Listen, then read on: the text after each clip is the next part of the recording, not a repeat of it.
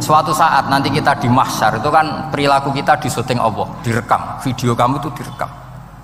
Pas direkam kowe muni duit untuk duit girang, untuk bojo girang, pokoknya untuk yang duniawi itu girang. Bareng bar salat biasa-biasa wae. Terus kita takoki pangeran, jong kowe bar salat biasa wae, bareng untuk duit kok girang. Penting di duit mbek salat. Saya berkali-kali ngaji bilang karena kenangan terbaik kita ketika ning donya yo tahu salat. Jadi nak disyuting pangeran sampeyan ketemu pangeran kan pantes. Ning donya tahu salat, tahu sujud kan keren. Dan itu dilakukan dengan keasikan yang luar biasa. Karena terus isin, aku jagungan mbek kanca sak jame betah, jagungan mbek apa 8 menit entuk 20 rakaat itu isin lah. Singkat cerita Imam Bukhari itu pede meriwayatkan hadis setelah banyak orang mimpi Rasulullah niku liwat ditututi Imam Bukhari. Iku fawwah ma akhta aqdamahu qadamai Rasulillah sallallahu alaihi wasallam. Terus delamaan yang pernah diinjek Rasulullah niku mautia aqdami Rasulillah sing nate diinjek qadami napa Rasulillah. Itu Imam Bukhari persis di situ. Akhirnya ulama tahu itu maknanya betapa persisnya beliau ketika meriwayatkan hadisnya Rasulullah sallallahu alaihi wasallam. Ada lagi orang mimpi niki teng kitab Fathul Bari. Imam Bukhari itu betul khirbah itu semacam peso kecil. Yadzubu anhu itu kalau ada orang melukai Nabi, dia yang bela-belain supaya orang itu tidak bisa melukai Nabi. Dan itu ditakwil oleh ulama bahwa beliau yang nanti akan mensortir al-ahadis al-maudu'ah, dibuang semua, nggak boleh dinisbatkan kepada Rasulullah sallallahu alaihi wasallam. Jadi kamane itu jasa-jasani pun Imam Bukhari. Terus ketika beliau mau kapundhut, terus Imam Bukhari ketika mau kapundhut itu tertib sekali. Saya banyak membuktikan baik secara bacaan maupun nyata. Orang-orang soleh itu kalau mau kapundhut itu tertib. Mulane sampai nak kapundhut aja selonang-selonong. Nak mati ku sing tertib. Sing rapi lah, tertata. Kula cerita sedikit. Bapak kula niku selawase niku tiap tahun nilai kula teng Jogja. Ini mboten pernah memamitkan saya sama ketua teng tempat kerja kula. Niku bapak tindak teng kene kula Jumadil Ula niku sak tak pamitno mbek kancamu, guru-gurumu, kanca-kanca kowe mulai ngenteni aku. Terus bapak Recep kapundhut. Mbah Mun juga gitu, saya menyaksikan sendiri mau kapundhut itu uang dititipkan ke Subab. Iki aku nak balekno, nak aku ora balik wis bagi dulur-dulurmu. Terus beliau di pesawat ngendikan Gus Yasin, "Tenan lho Sin, aku tahlili." Terus ternyata di Mekah kapundhut. Itu contoh-contoh kapundhut yang tertib, beretika dan berperadaban. Nah Imam Ghazali luwih parah malih, parah kramate mboten parah masalahnya. Enggak mbok potong dadi geger. Niku badhe kapundhut itu tuku kafan piyambak. Tuku kafan. Terus kanca-kanca sing perjalanan 3 hari karena dulu enggak ada pesawat. Ora ono WA. Niku diundang. Tolong direngkas ning nggonku ya. Ketika beliau kapundhut itu orang yang perjalanan 3 hari enggak ada yang terlambat. Ditakoki, "Kenapa kamu enggak terlambat?" "Saya sudah diundang 3 hari yang lalu." Nanti aku tuku kafan terus badhe niku badhe subuh salat terus piyambake cara Jawa nggih agak selonjor terus adike diceluk Ali ya bil kafni aku jupukno kafanku. Terus diambung terus beliau ngendikan ala ridho bil intiqal ila malikil mulki pun kula ridho pindah teng alame jenengan Gusti, maksudnya kapundhut. Ya terus kapundhut. Jadi adike ya ora ribet tuku kafan, ora ribet tuku. Saiki ya ana persiapan tapi gaya-gayaan untuk kuburane wis digawe. Terus gaya mergo larang kawasane iku elit. Ini buatan keramat nih sembrono nih. Lah Imam Bukhari nggih ngoten badhe kapundhut tuh wali-wali angkatan beliau ku dipeni. Desane piyambake jenenge Khortanka, napa bacane Khortanak mboten ngerti. Pokoke kawasan Uzbek karena itu ejaan Soviet. Sauni-unimu lho mbok waca Khortanka, cek Khortanak, cek apa ngono lho. Sing maca penting aja mbok waca demaan karena tulisannya kok sik. Niku wali-wali ngipi ketemu Rasulullah teng pagar desa, teng pojok, teng pintu gerbang. Wali-wali tanya, "Ya Rasulullah, kenapa engkau di sini?" "Antaziru Muhammad bin Ismail." Aku ngenteni Muhammad bin Ismail. Apa tak jak bareng. Terus wali-wali ini tangi krungu kabar Imam Bukhari kapundhut. Nama beliau kan Muhammad bin Ismail. Jadi akhirnya wali-wali ngerti. Jadi ya badhe kapundhut iku ditunggoni Rasulullah sallallahu alaihi wasallam. Kula waca nggih, tak waca Arabe. Engko nak mboten paham nggih muni amin amin niki semoga. Mboten santai mawon sampean. Kula niki mumpung dadi wong saleh mergo nderekaken kersane Habib Bidin. Ya kadang saleh kadang ora, nek ora saleh ya istighfar wis gampang. Urusan mbek pangeran niku gampang. Ribet urusan mbek manusa. Terus yo sepuro yo cek kadang gremeng ya. Tapi ora usah kaget ya apike manusa kalah apik mbek pangeran. Pangeran wis Ghafur kok manusa kok Ghafur ketok yo ora lah wis biasa wae ngoten. Gampang urusan mbek pangeran ya. Ya cara kaidah fikih kan ngoten. Haqqullah mabniun alal musamaha. Urusan mbek pangeran niku gampang. Nah, urusan mbek manusa ruwet ya. Sing dawuhe ahli niku wis nderena. Niku fakta apa pengalaman ya? Pengalaman apa fakta? Pengalaman. Pengalaman. Niki kanca kula oleh ahli ya ahli al-Habsyi. Nggih boten enten perkembangan mulai riyen mbek kula ya ora jelas ya. Nggih kula waca ya. Akhbarana Muhammad bin Makki sami'tu Abdul Wahid bin Adam at-Tawasis yaqul ra'aitu an-nabiyya sallallahu alaihi wasallam fi naumi wa ma'ahu jama'atun min ashabihi wa huwa waqifun fi mawdi'in fasallamtu alaihi faradda alayhi assalam faqultu ma wuqufuka huna ya Rasulullah qal antadhiru Muhammad bin Ismail falamma kana ba'da ayamin balaghani mautu fanadhartu fa idzan huwa qad mata fi sa'ah allati ra'aitu fiha an-nabiyya sallallahu alaihi wasallam. Monggo nggih nak badhe kapundhut sing tertib nggih. Habib Ali bin Utsman kabari Habib Bidin ya Ali Al-Habsyi ya Muhammad kondo-kondo sik dadi saged takziah nggih. Dadi niki mboten niki ditiru nggih monggo, mboten nggih sae kersane mboten nyaingi Imam Bukhari. Lan kula kadang salah iku ya istighfar, tapi kadang-kadang ya biasa. Nah aku bener terus ora kaya Imam Bukhari, dadi ben salah sithik-sithik ora ben salah ya tetep salah, sementing gelem istighfar, gelem nak menawa iku dadi tawadhuke kita semua. Tapi yang jelas niku kula suwun kitab ini kitab barokah karena para habaib, para wali semuanya pakai kitab napa? Bukhari. Wau sing didhawaken teng dongane Habib Abu Bakar Segaf Kutub Gresik bahwa ya Allah kita mendengar hadis-hadis yang diriwayatkan Imam Bukhari dan semuanya mengarahkan kita tambah mahabbah kita li taatika untuk taat kepada jenengan. Saya beri contoh satu betapa hebatnya Rasulullah SAW untuk menjaga kenyamanan kita dengan Allah Ta'ala. Misalnya Sayyidul Istighfar yang tadi baru dibaca. Saya berkali-kali bilang wong khusuk-khusuk sing berlebihan. Nah istighfar nuwangis kaya-kaya nasi pendekne mau dosa tok. Sale bar delok wong wedok ning pertolon nuwangis ora barbar. Oke itu bagus karena eling maksiate.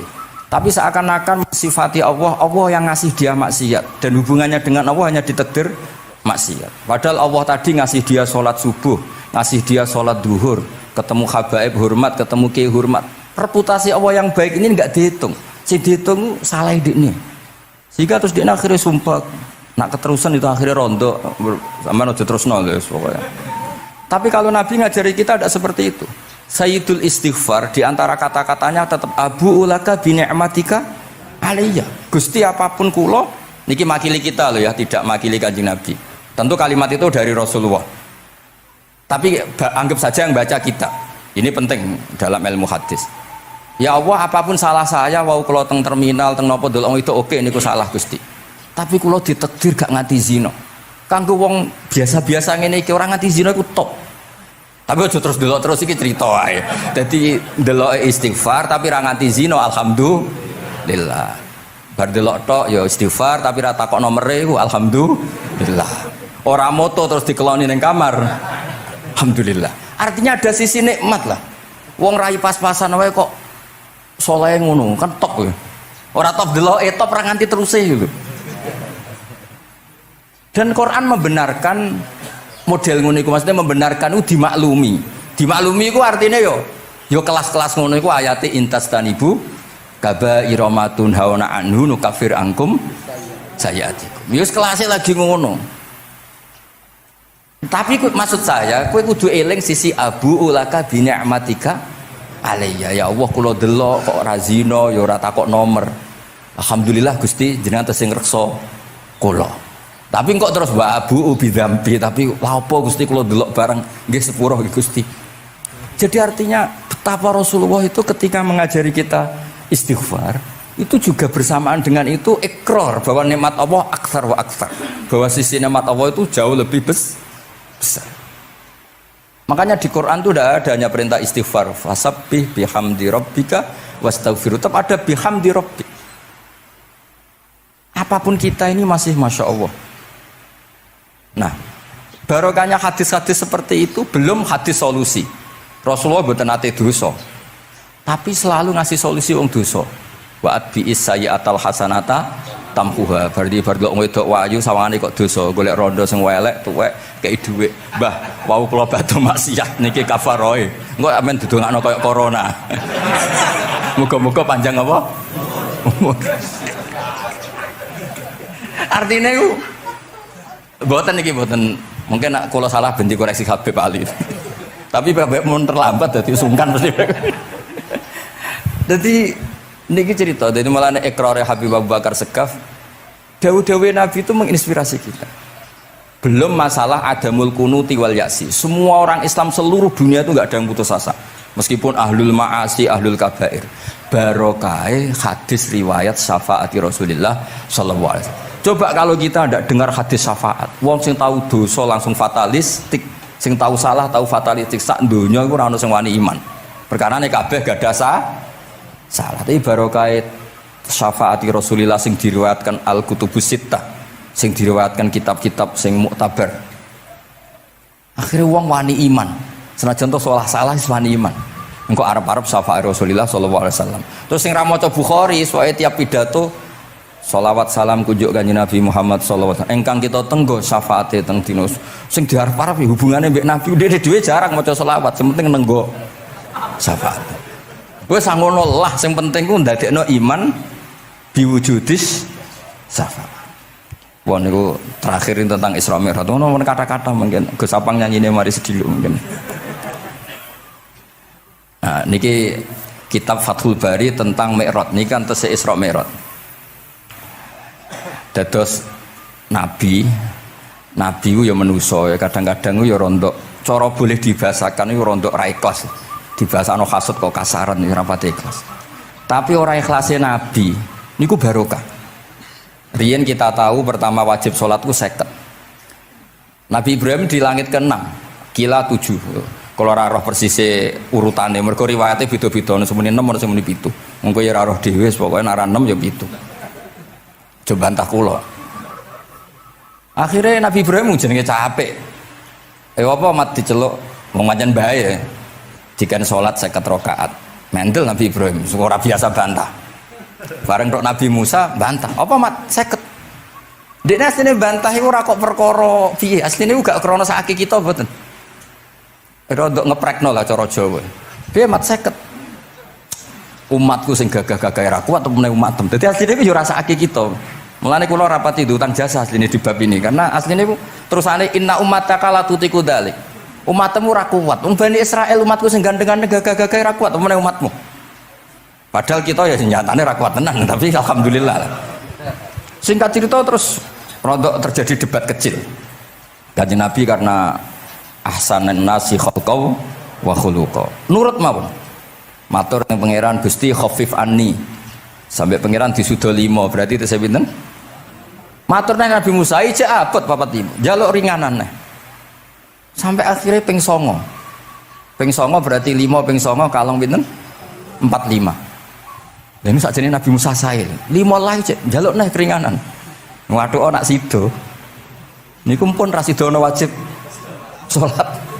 Tapi pertanyaane lha apa ada Mi'raj jebule ratu apa kan yo. Itu jasanya Nabi Musa, baru kayak protes niku 50 dadi pinten? Gangsal. Tapi itu sisi Nabi Musa. Tapi kalau niki cerita teng riwayat niki teng Fathul Bari kula waca mawon. Ketika Nabi Musa di langit ketiga atau keempat, ini kan dilangkai Kanjeng Nabi. Dilangkai nu nangis. Nangisnya nu nangis ya nangis protes. Ditakoki mbek malaikat Jibril, "Kenapa kowe nangis?" Grutu. Grutu iku gak adil iki. Cah wingi kok ngangkai makomku. Grutu wae. Akhirnya Kanjeng Nabi takok, niku sinten? Iku Musa. Nembe napa? Ya nembe grutu. Sing digrutoni sinten? Pangeran. Lah terus pangeran gak piye-piye? Gak, wis biasa aja. Mboten niku lho mboten gawe-gawe. Nek ora percaya sampean waca dhewe kitabe. Kok eja sithik-sithik. Terus lah kena apa? Ya mergo sampean luwih enom tapi nglangkai makome, rada ra trimo. Marane tabayun kan cara saiki tabayun dikonfirmasi. Kula waca mau narape, mungkin nek sing ra ngandel nggih ben ngandel, nek sing ra ngandel nggih ben ya ben goblok wong tak wacana kok ora ngandel.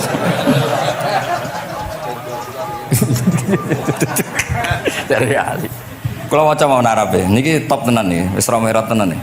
Teng kitab kula halaman 613 juz 7. Jadi sampean sakit ngecek malih. Misalnya beda halaman nggih. Apa ya? Bab ya, babnya ya di bab. Bismillahirrahmanirrahim. Niki jelas sampean jarang maca iki. Apa ora tahu ya? Jarang ora tahu parade. Para gak nate. Niki kanca kula mulai alit niki teng sarang. Jadi kula niku de kanca Habib Zain niku kanca-kanca mulai alit. Alhamdulillah nganti tuwa ora ana perkembangan ya tetep kanca maksudnya. Ya sudah jadi kiai, nak masalah materi sudah tambah juga ya. Umat ya tambah akeh, tapi hubungan akrabnya tetap sepawancet. Engger ketemu ya pikirane ngopi, rokok. Nah, kalau sana perkembangan ya gak rokok ya termasuk. Tapi kalau cara fatwane Mbah Nafek salah. Rokok cara kowe apa, Hak? Misalnya ke darani haram, kowe sing salah. Ning dinggon barang haram diobong. Aduh, kelar. Mboten nate menang. Ini seksine niki. Nah, kalau debat Mbah Nafek. Lah iya rokok itu haram, mulane dobo. Kowe nek ndi rokok sitok terus mbok yakini haram, rak berarti jek ana terus barang haram. Tapi nek tak rokok kan tak ilangi. Berarti aku ngilangi haram.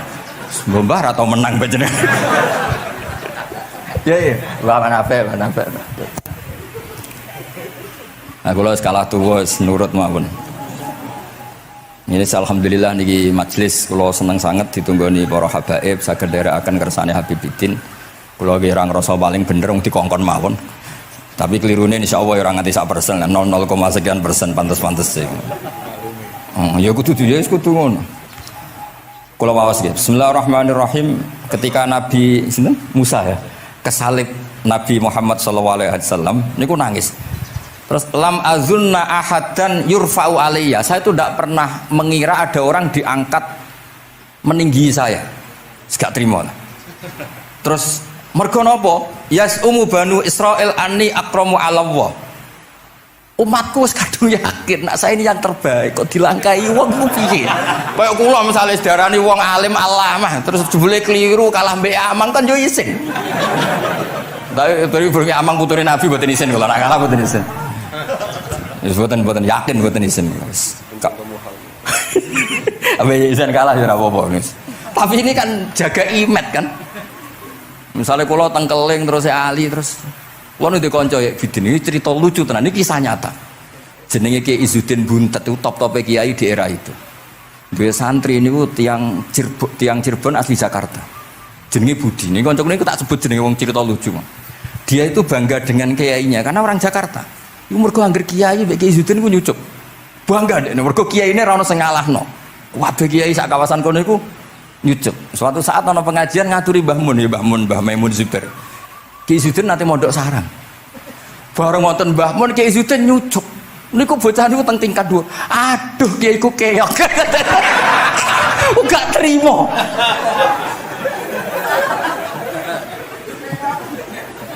Karena dia ngukur menang kalah ini pakai nyucup.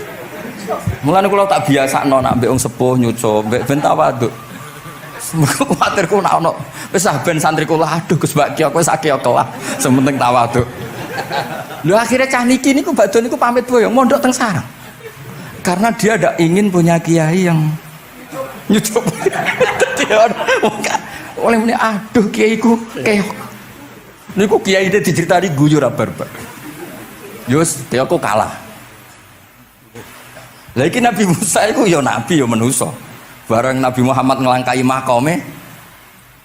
Ya Allah, lam azunna ana ahadan yurfa'u alayya. Mbok sampean maca yurfa'u bo yarfa'u wis boleh. Sauni-unimu lah. Sementing aja yurafi'u aja yarfa'. Sauni-unimu lah. Enake apa? Diangkat sak dhuwurku apa? Apa ya sampean maca milah apa ya? Bebas. Apa ya nama baca? Yurfa'u. Wedi nek mergo ngarepe wong akeh mergo. Sakake kula maksude nak. Akhirnya terus ditanya sama malaikat Jibril, "Kenapa kira-kira?" Wahum yaz'umu banu Israila anni akramu 'ala Allah wa hadza akramu 'ala Allah minni. Ini urusan nama umatku wis yakin saya ini nabi terbaik. Masalah kan cara image yo. Kaya wong elek pacaran terus kancane luwih ganteng kan ya mriyang kan. Mulane kabeh iku anggere pacaran mesti ngajak kancane sing luwih elek. Niku pengalaman. Masalah kan. Kaya ustad, nak ngiyai apa ngiyai ning desa-desa moh ngajak kancane sing luwih alim, masalah ya. Golek penderek sing wis ora apa-apa lah kira-kira.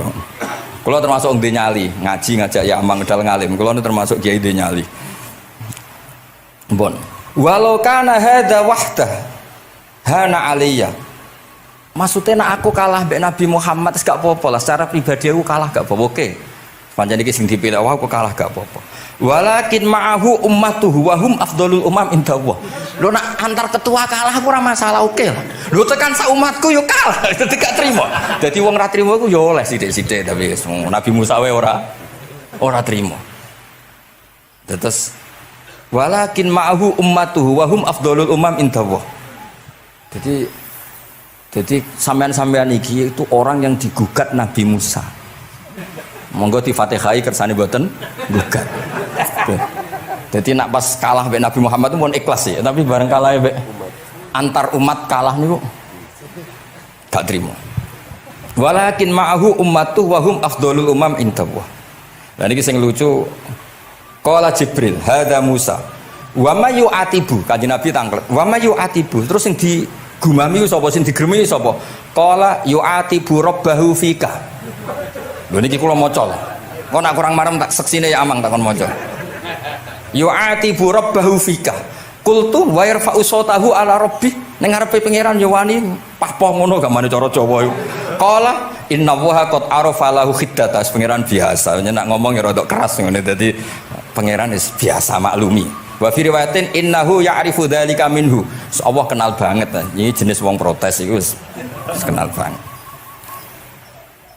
Terus, nah ini terus mulai analisis ulama. Qala ulama lam yakun buka Musa hasadan ma'adallah fa innal hasad fi dzalikal alam manzu'an ahadil mu'minin fa kaifa biman istafahu wa ta'ala bal kana asafan ala ma fatahu minal ajri alladhi yatarata bil arfud. Ini kan analisis walhasil hakikate Nabi Musa mboten hasud tapi ya serapati siap kalah wae dan niku ya normal wae wong manusa. Semoga nak sampean ra siap kalah mbek kula nggih saged maos Bukhari, saged maos Fathul Bari. Nah, misalnya kepeksa ya eling salah aja eling bener e. Tapi sampean kok nantang Qur'ane nak salah ditulis sito, nak bener ditulis 10. Mulane kalau nak salah ya kira-kira cek duwe 9 lah. Bagi 10 dikurangi pinten? Setunggal. Tapi mboten penting lah. Sing penting niki kula cerita. Kula seneng mboten krana ngrasa paling bener mboten saged nderekaken kersane Habibiddin, para habaib, para kiai. Kula posisi makmur diminta kula suwun niki nambahaken mahabbah kita teng Rasulullah sallallahu alaihi wasallam.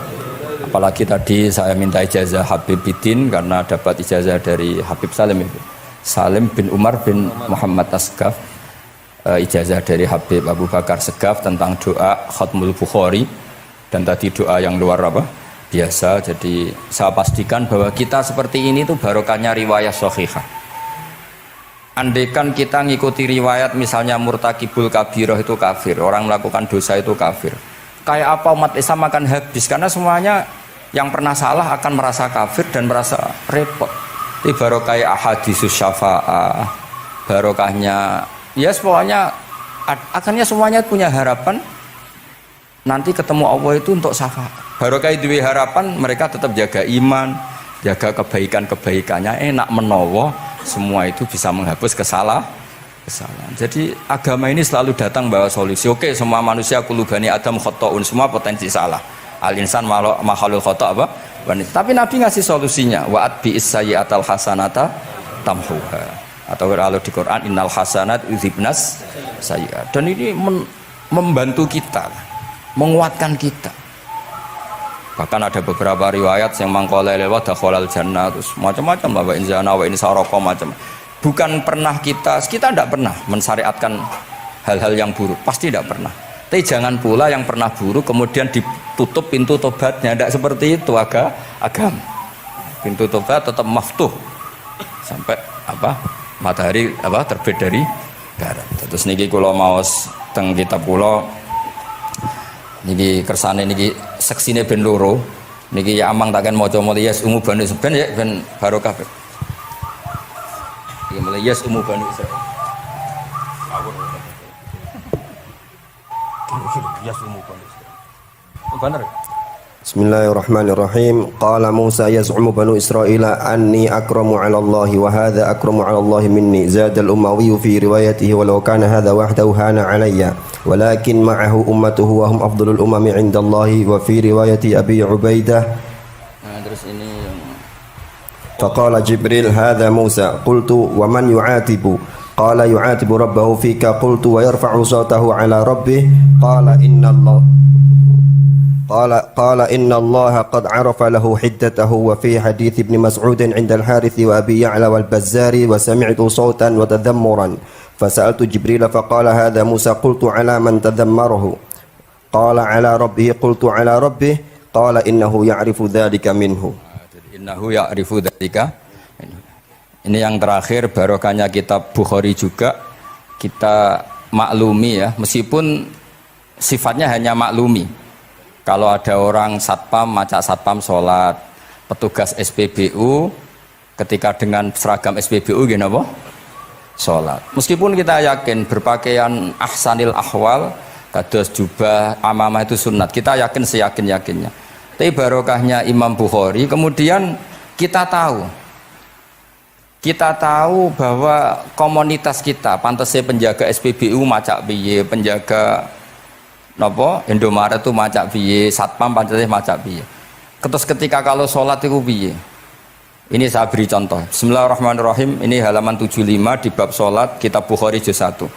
Haddatsana Ahmad bin Yunus, haddatsana Asim bin Muhammad, haddatsani Waqid bin Muhammad an Muhammad bin Munkadir qol shalla Jabirun fi izarin qad aqadahu min qibali qafahu wa siyabuhu mawdu'atun alal misjab. Qala lahu qailun tusalli fi izarin wahid qal innama sana'tu dzalikal yarani ahmaku misluk wa aina ma kana lahu saubani ala ahdi Rasulillah sallallahu alaihi wasallam. Jadi Jabir itu salat sarungan tok, ora klambenan, ora nganggo kethu, ora nganggo popo, kak sarungan tok ditalekno gulune. Lah era tabi'in wis salate wis resmi-resmi. Lho jenengan sahabat kok salat ngoten. Ben wong koyo kowe roh, nak salat ngene iki wis sah. Nah barokahnya itu kita ngerti auratul rajul itu kayak apa?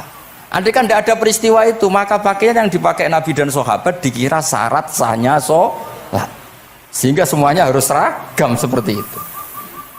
Tapi barokahnya pernah ada sholat seperti itu, kita tahu mana auratul rajul yang harus ditutup ketika sholat. Itu ya barokahnya riwayatnya Imam Bukhari. Terus beliau meriwayatkan qalat Ummu Hani iltahafan Nabi sallallahu alaihi wasallam bisaubin wa khalafa baina tarafaihi ala atikaihi. Terus ini ada riwayat lagi an Umar bin Abi Salamah annahu an nabiyya yusalli fi thawbin wahid fi baiti Ummi Salamah qad alqa tarafaihi ala atikaihi. Oke, jadi kita sepakat sholat yang baik pakai ahsanis siap, pakai formal, tapi tetap ada standar siapapun boleh sholat dengan pakaian yang asal nutupi aurat. Barokahnya ada riwayat seperti itu.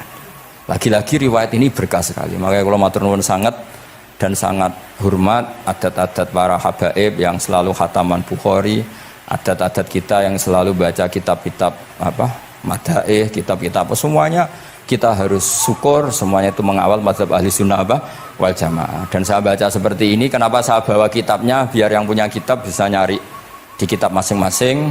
Semoga hanya beda halaman, bukan saya punya Bukhari sampean punya kitab yang enggak Bukhari. Maksudnya tuh dua ini buku ini ngomong. Jadi jelas gitu. Terus adnal ahwal, misalnya pakaian minimal seperti itu penting. Supaya akhirnya ada orang satpam sholat pakai pakaian satpam ya tidak janggal, ada yang pegawai SPBU sholat gitu tidak janggal, karena sahabat Jabir ini pernah menunjukkan di depan umum sholat seperti itu supaya menunjukkan kadar aurat mana yang harus Andai kan tidak pernah ada peristiwa Jabir dan Rasulullah selalu sholat ala ahsanil ahwal, sahabat misalnya ala ahsanil ahwal, pasti seperti itu dikira syarat sah, dan itu akhirnya umat masa pakai SPBU macak ngono, satpam macak ngono. Barang kiai teko sing kiai sing ndi wong macake padha kan ya ribet. Jadi Kabeh itu berdasar nopo ilmu. Quran itu turun itu kan mustameknya, pendengarnya itu zaman itu kan orang kafir semua.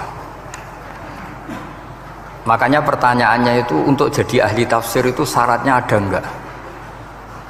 Ya syaratnya ada, harus paham itu. Lalu syaratnya paham itu apa? Untuk Quran itu syaratnya satu, ya dapat hidayat itu. Karena kalau kita pakai standar apapun itu tidak bisa. Karena banyak orang kafir dulu karena punya pengetahuan yang baik tentang uslubul kalamil Arab, itu Quran turun itu memahami dan faham.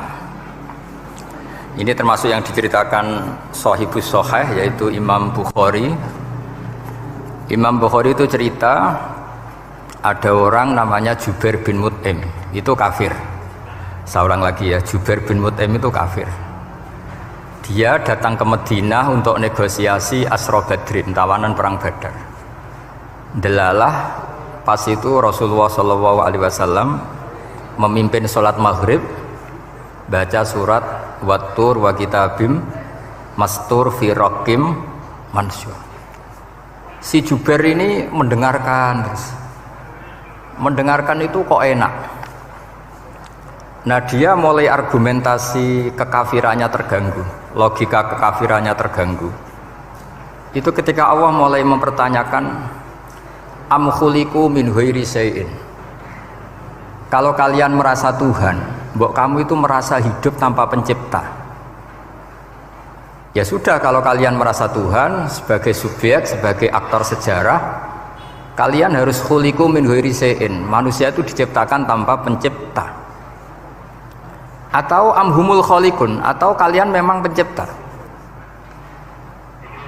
Lalu kalau kalian pencipta, pertanyaannya Allah, am khalaqus samawati wal ard, apa kalian semua atau mereka yang kafir itu pencipta langit dan bumi? Terus bala yuqinun, pasti mereka tidak pernah berpikir sebagai pencipta langit dan bumi. Walhasil ketika surat itu selesai dibaca, Jubair bin Mut'im langsung menemui Rasulullah SAW. Terus dia masuk Islam. Ya, terus dia masuk apa? Islam. Ini bukti bahwa Quran itu bisa difahami orang kafir dan bisa menjadi sababul hidayah.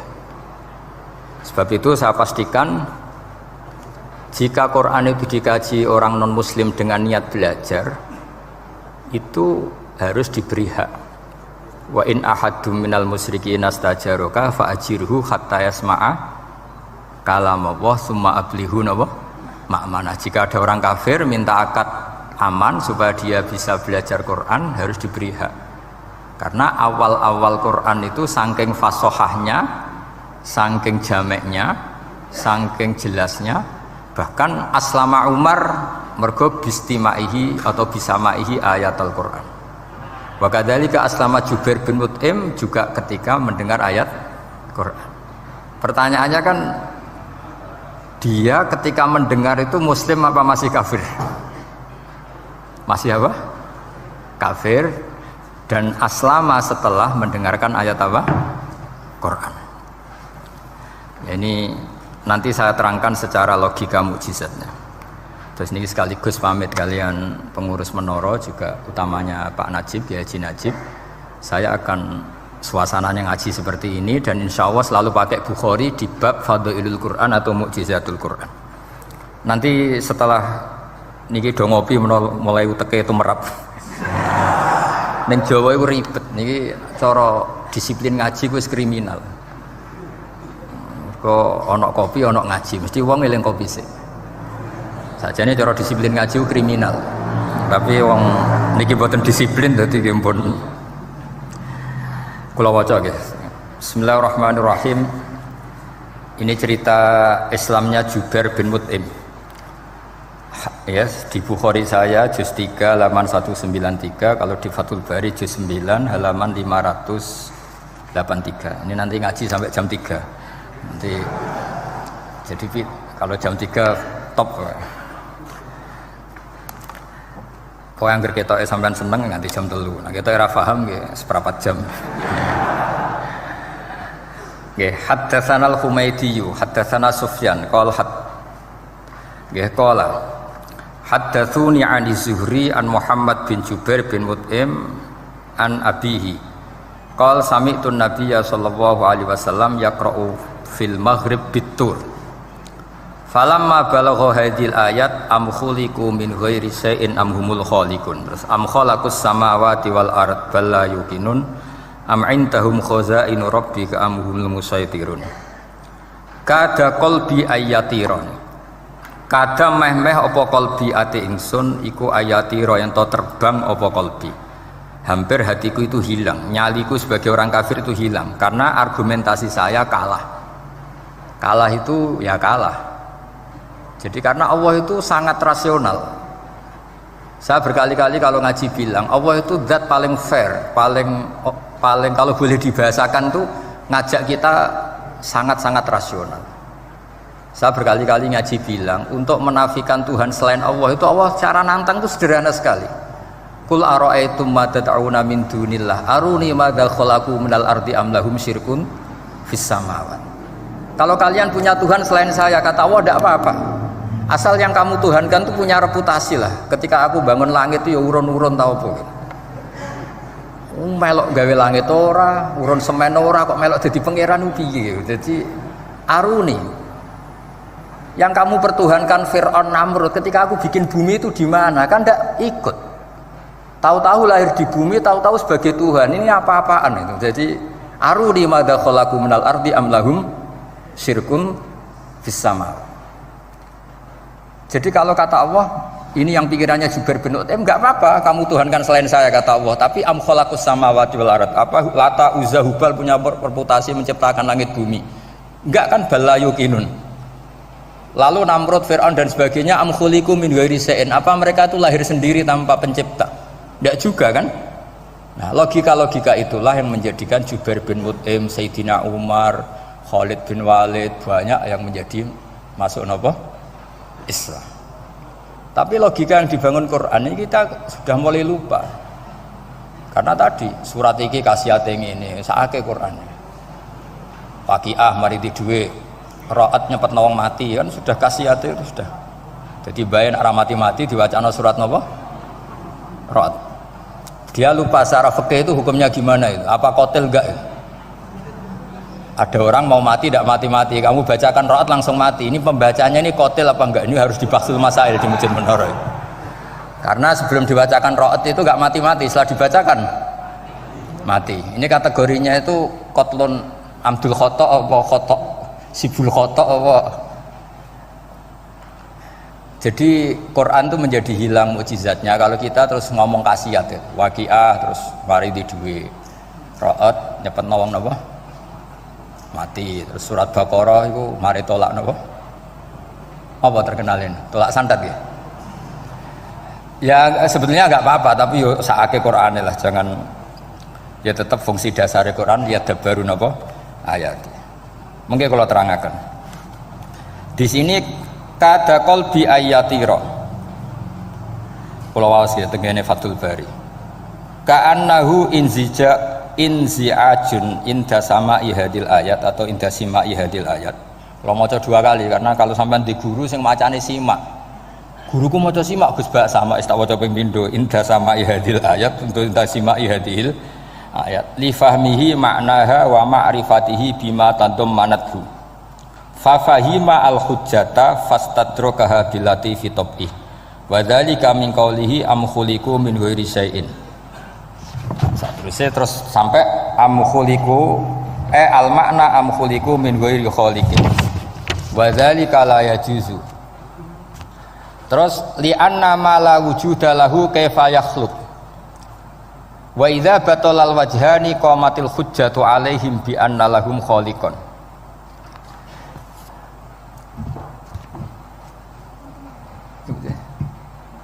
Wah, aneh-aneh.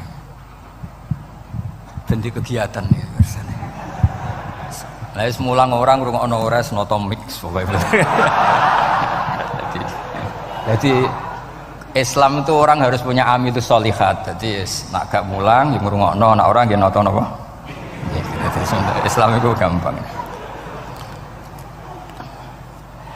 Begini kalau terangno nggih, mboten sing sampean kulino argumentasi Quran. Ketika Allah menafikan Tuhan selain dirinya, saya ulang lagi, ketika Allah ingin menafikan Tuhan selain dirinya, sebenarnya argumentasinya itu gampang sekali. Kita tahu di awal juz 6 misalnya qul ara'aitum ma tad'una min dunillah, ara'aitum di tafsir-tafsir akhbiruni. Coba saya kasih tahu ara'aitum bi makna apa? Akhbiruni. Coba kasih tahu saya. Kalau mereka itu Tuhan apa reputasinya? Aruni, tunjukkan ke saya. Madza khalaqu minal ardi. Ketika aku menciptakan bumi itu mereka urun apa? Fir'aun lahir di bumi, Namrud di bumi, Nabi Isa di bumi. Semua yang kamu tuhankan lahir di bumi. Lalu ketika bumi diciptakan kontribusi mereka itu apa? Mbok kalau yang merasa jadi Tuhan tuh mbok yo gawe lah urun gitu. Gampangane iku yo wong iku ana kualifikasine, nek dadi kiai iku yo tau mutolaah. Tau ngaji bafail macam-macam lah soalnya. Nek dadi wong sugih iku syaratnya ya di warisan atau pekerja keras. Kan kabeh ana syarat. Mosok dadi pangeran tanpa kualifikasi. Dadi presiden yang menang di pemilu gitu.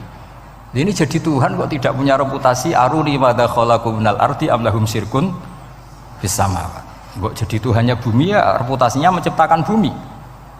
Lah Jubair bin Mut'im itu orang kafir, saya ulang lagi orang kafir. Terus Allah membombardir dengan argumentasi am khalaqus samawati wal ard. Yang kamu tuhankan apa menciptakan langit bumi? Am khuliqu min ghairi syai'in, apa yang kamu tuhankan itu wujud begitu saja tanpa pencipta. Wos pokoknya dibombardir gitu.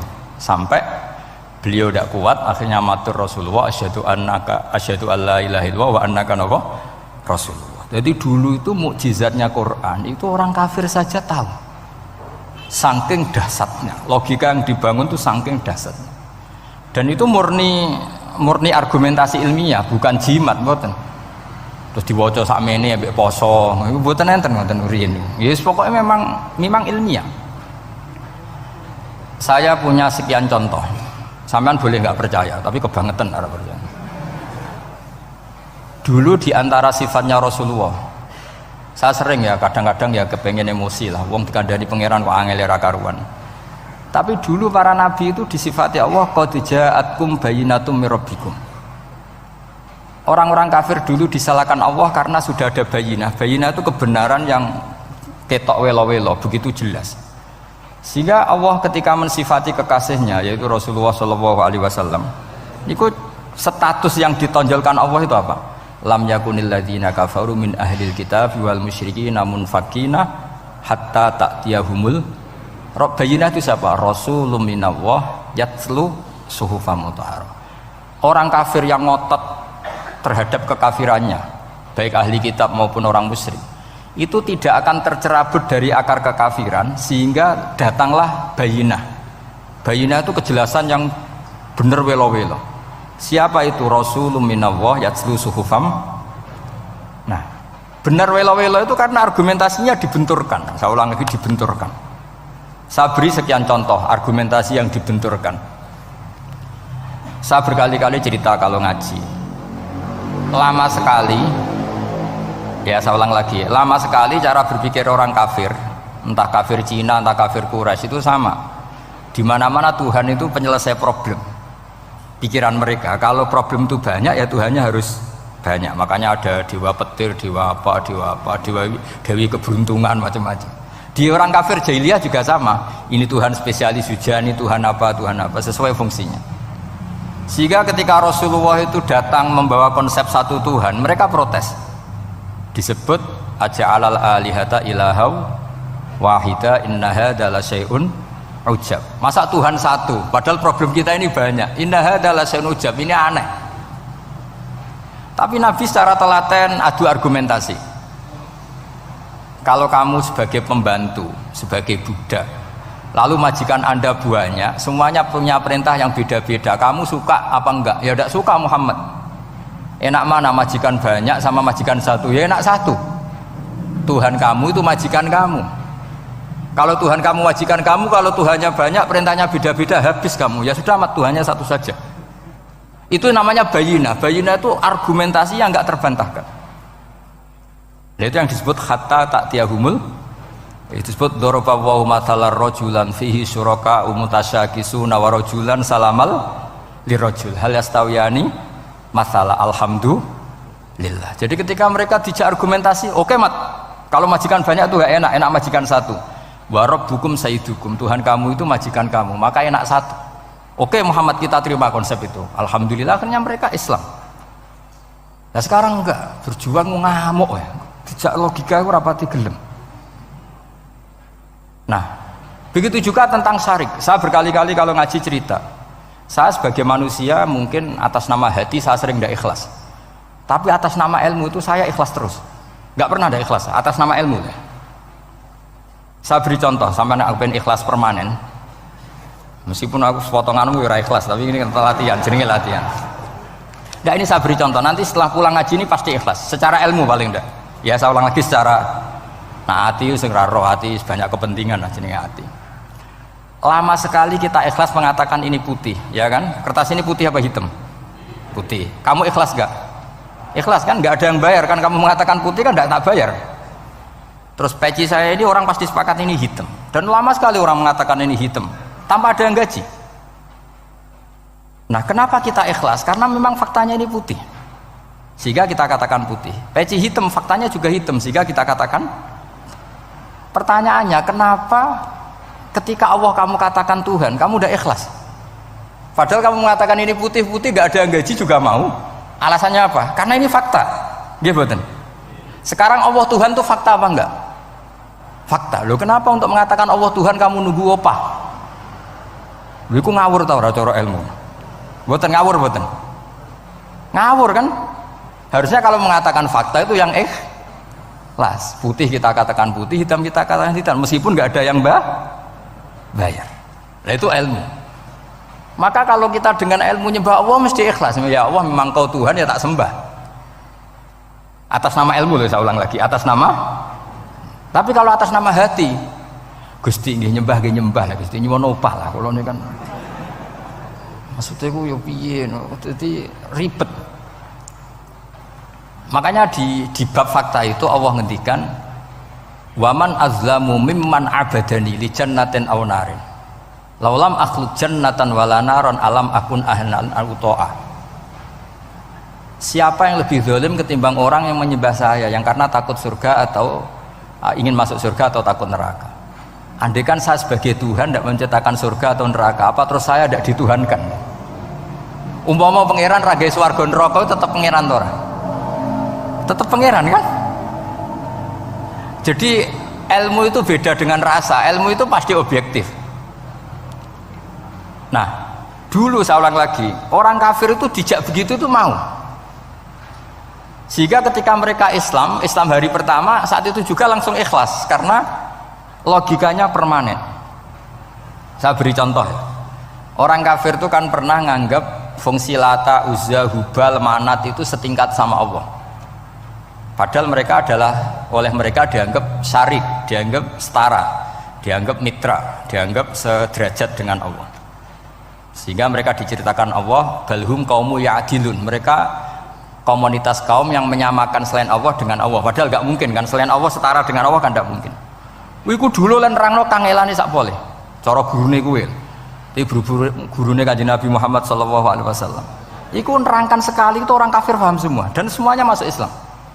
Itu hebatnya bayina hatta ta'tiyahumul bayin. Nabi cara nerangkan diajari Allah begini.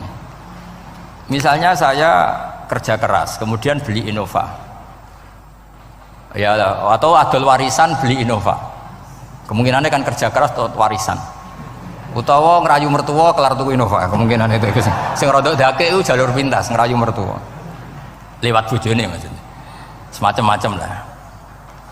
Apapun itu ciri khas pemilik itu nggak ingin orang lain itu setara dengan dia. Kue kerja keras nabung puluhan tahun beli Innova, kemudian teman kamu udah ikut beli, cara menguasai Innova itu sama dengan kamu. Nak nyiler atau pamit atau bensini, sok enak ide. Kue mangkel gak kira-kira? Kamu punya rumah, terus ono wong mlebu slonang-slonong kayak pemilik, kamu mangkel gak? Mangkel. Nah, Allah cara membuat tamsil itu ya begitu. halakum mimma malakat aimanukum min syuraka'a fi ma razaqnakum fa antum fihi sawa takhafunahum ka khifatikum anfusakum. Coba kalau kamu punya barang, kata Allah, kamu punya barang, punya sesuatu dan itu milik kamu karena kamu yang beli. Kemudian ada orang lain yang cara memilikinya sama dengan kamu. Mau enggak kamu seperti itu? Ya tidak mau Muhammad, ini milik saya kok ada orang lain yang merasa setara dengan saya, tidak mau saya. Kalau orang lain mau pinjam ya harus ngemis-ngemis lah, harus dodok-dodok. Ya seperti itu Allah itu bumi itu yang menciptakan Allah sendiri. Kemudian kamu menyertakan orang yang tidak ikut menciptakan setara dengan Allah, ini apa-apaan? Oke Mat, kalau gitu Allah la syarikalah. Jadi itu tamsil apa?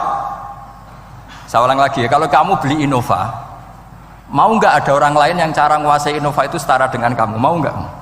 Nggak mau kan? Bahkan istri saja nak nganggo kudu pamit. Nah lagi nengan, arawan nengan ya oleh. Tapi apapun itu kan tetap saja harus pamit, harus prosedur. Namanya ndak ikut punya. Nah itu kemampuan ini yang mulai hilang di umat Rasulullah. Jadi Nabi itu punya fatona. Fatona itu kecerdasan untuk memberi penjelasan. Disebut orang kafir itu tidak akan infikak, tercerabut dari cara berpikir mereka, munfakin hatta ta'tiyahumul. La bayina itu siapa? Rasulun minallah yatlu suhufam mutahhar. Jadi Nabi itu kalau memberi penjelasan itu gampang sekali. Baik itu penjelasan akidah maupun penjelasan fikih. Dulu di Medina itu abkhosun nasi kailan. Orang Madinah itu orang paling curang kalau dagang dulu sebelum Rasulullah datang. Sehingga misalnya mau beli pelem itu mangga itu, pentil ya dihitung pelem. Jadi busron itu kurma pentil ya dihitung kurma. Misalnya kulaan pari hijau ijo wis dituku, padahal urung jelas dadi padi. Nah nanti kalau kena badai angin ya sudah, apa itu uang itu nggak kembali. Ketika Rasulullah datang, Nabi mau tanya, "Cung ke tuku apa?" Tumbas pelem. Sekarang satu pohon pelem dituku 2 juta, itu rego pelem ta rego pentil? Mbak sampean jawab ya. Pentil kan gak ono regane, sakmene gitu. Ndak ketika dibayar 2 juta itu rego pentil apa rego pelem? Pentil lho mboten. Ketika pentil sakmene dituku 2 juta satu pohon itu rego pelem ta rego pentil? Pelem kan? Sekarang faktanya pentil apa pelem? Pentil. Makanya Nabi terus tanya, "Qul ara'aitum in mana'allahu as-samrah fabima yastakhilu ahadukum mala akhi." Banyak tak apa loh hadis-hadis. Andaikan nanti pentil ini kena angin, kemudian 2 juta itu bayari apa coba? Diarani bayari pelem rantuk pelem, dibayari pentil itu regane 2 juta, wong dipangan yo ora kena. Akhirnya orang Madinah sadar betapa buruknya sistem perdagangan mereka. Wong pentil kok diregani 2 juta. Semenjak itu ada fikih boleh jual pentil itu ba'da budui sholahiyah, setelah jelas-jelas jadi pelem. Paham ya? Dan Nabi cara nerangkan gampang, fabima yastakhillu ahadukum mala akhi. Lalu alasan halal itu apa? Kamu mengambil uang 2 juta atas nama apa? Atas nama pelem ya Rasul, di peleme. Atas nama pentil, mosok pentil regane 2 juta. Jadi akhirnya orang Madinah sadar semenjak itu tidak jual buah-buahan qobla budui sholahiyah, sebelum kelihatan berstatus napa? Samroh buah. Jadi Nabi itu orang yang kalau menjelaskan itu gampang sekali. Dulu itu Nabi pernah dibully orang Bedui. Nabi pernah ngendikan la adwa wala tiarota wala hamah, tidak ada penyakit menular. Ya ada orang Bedui itu iseng itu ya iseng. Ada unta gudiken dijejero unta waras, akhirnya sing waras melok gudiken. Si Bedui ya rodok kurang ajar. Rasulullah ditimbali, ya rodok kacau ngene. Alhamdulillah agak wong kudus nih. Ya Rasulullah, katanya engkau tidak ada penyakit menular. Ini onta ini tidak gudiken, tak jejeri yang gudiken ikut gudiken. Terus Nabi banget pinter ya. Dikira Nabi itu kan kalah ya. Nabi jawabannya enak. Faman a'dal awwala. Semua rawi membaca al awwala. Fam mongko te sapa ada maringi nular sapa man al awala sing pertama. Ya nek iki jaremu ketularan iki. Lah iki ketularan sapa? Sing pertama gudiken. Wah iku asli lah ya maksudku ya sing iki. Jadi Nabi itu gak pernah kalah kalau argumentasi. Nah sekarang banyak umatnya Nabi tambah soleh itu tambah rapat iso mikir biasanya. Makanya Mbah Mun terkenal bikin jargon zada khuzuan zada jalan. Karena kemampuan fatona itu juga harus diwaris. Saya beri contoh, ini ngaji hujjah, ini masih ngaji tentang Quran. Biar kamu tahu kualitas Quran itu mukjiz betul. Ini tak bacakan dua kitab yang permanen itu Bukhari.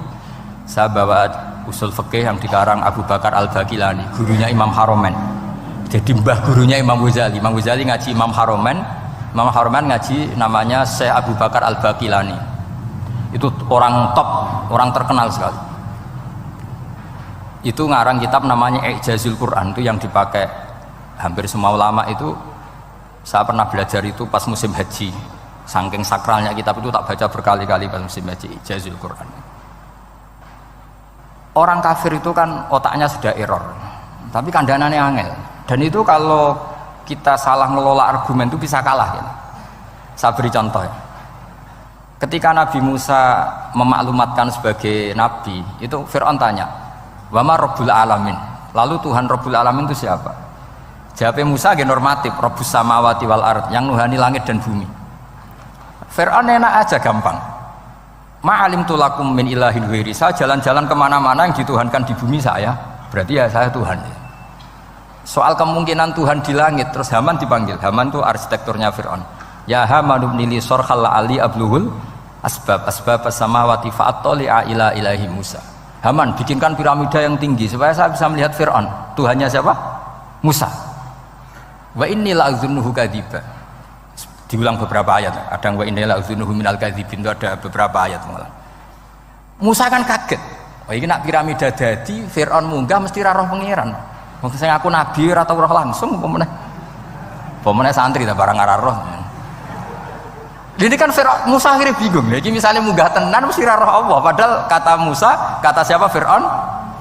Ibnili sorkhal ali abluhul asbab as-samawati fa'attali'a ila ilahi Musa. Kemudian saya bisa melihat Tuhannya siapa? Musa. Wah jare Musa, wah prono iki nak munggah tenan tetep ra roh Allah, jare Allah gak ono. Wong Fir'aun wis kadung geblek. Angger gak roh berarti gak ono. Apa yang dilakukan Nabi Musa? Beralih argumen. Saya ulang lagi, beralih argumen. Ya sudah, definisinya tidak seperti itu. Tuhan definisinya tak rubah. Rabbukum wa rabbu abaikumul awalin. Saya mengerani buyutem.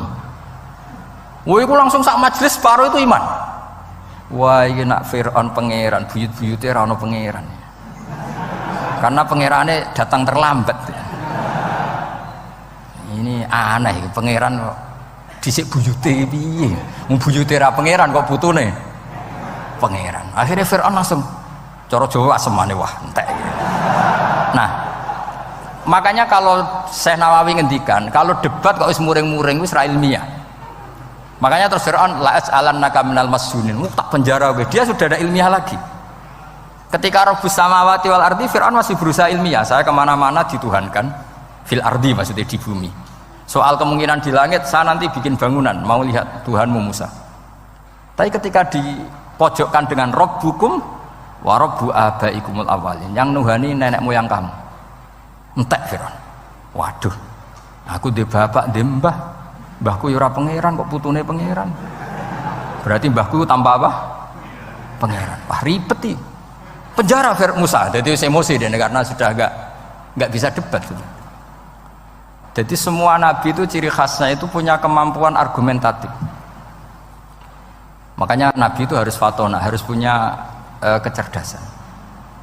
Dan itu juga yang dilakukan Quran ketika nafyu uluhiyati ghairillah, ketika menafikan bahwa selain Allah itu pasti tidak Tuhan. Ya tadi, kalau Allah itu punya pesaing sebagai Tuhan, ya namanya Tuhan, reputasinya ya aruni madza khalaqu minal ardi am lahum syirkun fis samawati. Mungkin kalau orang-orang tajwid hanya nekuni fis samawati tuni, itu fis samawati tuni, itu kan urusan tajwid ya. Tapi kalau kita yang ahlul makna itu nekuninya kalau merasa Tuhan itu mbok ya punya reputasi. Di antara reputasinya itu ikut menciptakan langit dan bumi. Nah dengan demikian namanya bayinah. Bayinah itu kebenaran yang ketok welo-welo. Sehingga orang kafir itu tidak bisa berbantah-bantahan lagi. Nah, ini disebut lam yakunil ladzina kafaru min ahlil kitab wal musyrikina munfakina hatta ta'tiyahumul bayinah. Bayinah itu siapa? Rasulun minallah yatlu suhufam mutahharah. Makanya orang kafir dulu itu matur nuwun tenan mbek Islam. Mergo qad ja'atkum bayyinatum mir rabbikum. Bayinah itu harus ada. Makanya kita sekarang harus sesering mungkin bikin bayinah. Misalnya begini, saya ini kan kiai. Kiai itu kan untuk menunjukkan bahwa yang paling membahagiakan itu sholat. Ya tersiksa kita itu kita kalau tidak sholat, kita tidak sholat. Ono kiai kok tersiksa radi duwe, itu rapati kiai. Mereka berarti orang dadekno sholat itu himmah. Nah caranya gimana? Kita latih, misalnya begini tak, sampean tak latih, nak sampean ora paham berarti ra kiai. Kudu paham, nak paham berarti wis kiai. Suatu saat nanti kita di mahsyar itu kan perilaku kita disuting Allah, direkam, video kamu itu direkam. Pas direkam kowe muni duit untuk duit girang, untuk bojo girang, pokoknya untuk yang duniawi itu girang. Bareng bar salat biasa-biasa wae. Terus kita takoki pangeran, jong kowe bar salat biasa wae, bareng untuk duit kok girang. Penting di duit mbek salat. Mau sini-sini wong, misalnya ketemu pangeran ngoten kan di sini-sini wong. Beda dengan Rasulullah.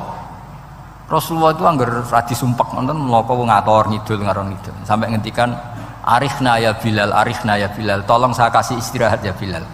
Ketika Bilal datang ngetuk pintu, ya Rasulullah as-sholat, Nabi terus sopan. Karena mau ketemu kekasihnya. Makanya ngendikan wa qurratu aini fis sholat. Sopan. Jenenge fis sholat itu sopan. Saya berkali-kali ngaji bilang karena kenangan terbaik kita ketika ning donya yo tahu sholat. Jadi nak disoteng pangeran, sebenarnya ketemu pangeran kan pantas. Ning donya tahu sholat, tahu sujud kan keren. Nah, hal-hal seperti ini tuh harus dijelaskan. Sayyid Zainal Abidin itu nak sholat itu aslinya mau kepengen 2 rakaat, sholat sunat mau kepengen 2 rakaat. Tapi setelah sholat itu dia merasa ya Allah, matur nuwun jenengan kasih rezeki sholat, sehingga terus sholat lagi sebagai syukur diberi sholat 2 rakaat. Saking syukurnya sholat lagi itu nggak tahu akhirnya setiap hari itu 1000 rakaat. Dan itu dilakukan dengan keasikan yang luar biasa. Karena terus isin, aku jagungan mbek konco sak jame betah, jagungan mbek apa 8 menit entuk 20 rakaat itu isin lah. Itu ya duwe isin maksudnya ya. Iki cerita wong duwe isin, nek sing mboten nggih monggo lah wong niki pilihan, niki cerita mawon. Sampeyan aja takok, lha Gus wae iso nglakoni itu ora, gak sopan takok kiai, paham. Emang cerita mawon. Tapi saya bisa bayangkan perasaannya orang-orang soleh. Wong nak duwe isin itu jagungan mbek kanca wae asik. Padahal kanca iki ra jelas prospeke, cara dunya ya ra jelas, akhirat ya ra jelas. Lho iki jagungan mbek Allah kok kesusu, ini makhluk model apa kan? Hamba model apa? Lho Kanjeng Nabi itu tak ceritani. Garwa paling disenengi Sayyidah Aisyah. Wayu perawan. Siddiqah gelare. Lha niku Sayyidah Aisyah saking kepingine dikumpuli Nabi niku nak Nabi salat malam niku turu ning ngarepe. Ya turu ning ngarep. Nabi ku mboten gaya kok sampeyan dinggon salat khusus mboten nggih salate nggih teng ngene sarine. Masane kan kada kaji-kaji sugih ana ruang salat. Ana sajadahe, ana tasbih komedi. Gaya tok. Kalau bolak-balik dolan sugih-sugih. Monggo Gus nggon pesolatan. Wah iso ambu malaikat blas gak ana yakin. Gaya tok. Aku elek-elek yo gawa Quran mambu lah, ana malaikat ora mambu. Potongane wis blas. Nabi ku mboten nggih sederhana sing didamel qiyamul lail nggih sing teng kamare Sayyidah Aisyah niku. Niku Sayyidah Aisyah ku jarak tulu Malang. Lha niku yo ora dibeda mek Nabi namun kepengin salat nggih salat mawon. Nak pas qiyam niku pas berdiri Sayyidah Aisyah ndelojor. Jebule salate diterusno, pas Nabi badhe sujud, akhirnya kakinya ditekuk. Ngekeki ruang Nabi sujud. Akhirnya kenangannya Sayyidah Aisyah, akhirnya Nabi bilang ke saya, dari ini ata'abbadu li rabbi, aku keizin Aku tak asik mbek pangeran. Fatarabtu hawa ya li hawahu. Segelem ra gelem aku ngalahno kepenginku dikumpuli Nabi mergo demi senenge Nabi mbek pangeran. Iso sampean niku tahajud ngenteni nenengan mbek bojo. Wong bojo elek kok ninggalo tahajud iki. Amit tenan jelas. Dan ora bojone ayu malah ra tau napa? Tahajud. Wis musibah tenan iki, wis musibah. Nabi ku garwane ayu, Aisyah. Lho niku mboten pas teng Sauda, lho pas teng Aisyah. Lho niku sing nyekseni nak Kanjeng Nabi jumeneng nganti mlentoh niku Aisyah. Gak tau mikir kok Aisyah. Lho jajal kete bojo ayu, kok bergak tahajud. Pas rukun lho ya, nak ra rukun agak tunggale, pas rukun. Lagi agak tahu mikir, wong neng Sayyidah Aisyah pas rukun qiyamul lail nganti swaromat qadamahu nganti melentok. Ketika dijawab, bukankah engkau sudah dimaafkan mata qaddama min dzambika mata akhir? Jawab Nabi, afala akunu abdan syakur. Kayak apa? Karena tadi ketika Nabi sholat tuh asik. Siapa yang bisa menandingi keasikan seorang hamba dengan kekasihnya, yaitu Allah Ta'ala. Dan itu yang ditiru dzurriyyah-dzurriyyahnya kayak Sayyid Ali Zainal Abidin. Kan sekali sholat itu asik. Makanya ada wali ditanya, kamu masuk surga, Gusti wonten sholat mboten teng swarga. Nak mboten sadok mboten usah jare. Nak kowe mlebu swarga seneng kan hore ora usah subuh kan. Mengane potongan aku angel mlebu swarga. Karena tadi kepen mlebu swarga ben bebas subuh, bebas Jumatan. Berarti selama ini kamu ngambut syariat itu problem, napa? Masalah ya, berarti ngambut syariat itu masalah. Ning donya haram nyabu, sebayangno ning swarga ape napa? Nyabu. Mergo ana wa khamril ladzatil lisyaribin la fiya ghulu wa lahum anha yunsaf. Jadi orang-orang baik itu ukurannya itu, makanya saya bilang mungkin kita ndak ikhlas secara hati. Karena hati kita ya taqallab molak malik. Tapi kita harus ikhlas secara ilmu. Nggih, ikhlas secara napa? Ilmu. Yaitu tadi caranya saya ulang lagi ya. Kamu mengatakan ini putih-putih kan ndak ada yang bayar kan? Paham ya? Karena ini fakta. Dan sekarang Allah jadi Tuhan itu fakta apa enggak? Fakta. Kenapa kamu mengatakan Allah Tuhan nunggu dibayar surga? Itu memalukan apa enggak? Nah, di bab ilmu kita harus ikhlas. Meskipun hati kita sebagai manusia mungkin tidak ikhlas. Ini fatwa Imam Ghazali. Jadi ilmu itu segala-galanya. Makanya disebut fa'lam annahu la ilaha illallah. Bukan fas'ur. Fas'ur itu rasakan kalau Allah itu Tuhan, enggak, tapi fa'lam. Karena kalau rasa itu kan tawakal tok, orang mergawe ora di duit.